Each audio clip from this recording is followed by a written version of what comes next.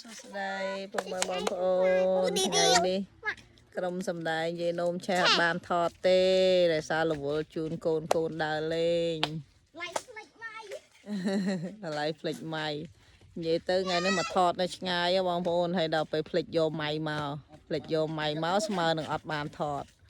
ដល់ពេលអញ្ចឹងដើរលេងតែម្ដង Hello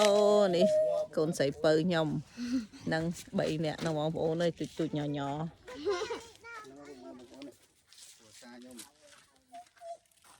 រួមទៅថ្ងៃនេះយើងនាំក្រុមគ្រួសារនឹងម៉ាក់ខ្ញុំមកលេង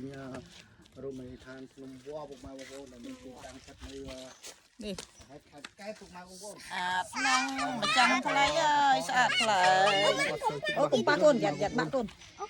កុំប៉ះចាวันกับบัตรนี่ถ้าตัดจะจิ้มโตต่อ កូនđangជីអីជីអូនេះការឈុករត់ស្អាត my god ម៉ែនឹងនិយាយញ៉ាំហ្នឹងអាគ្រាប់ឈូករត់កូនញ៉ាំហ៎នេះ អានឹងចេះវាយតម៉ាក់ អាហ្នឹង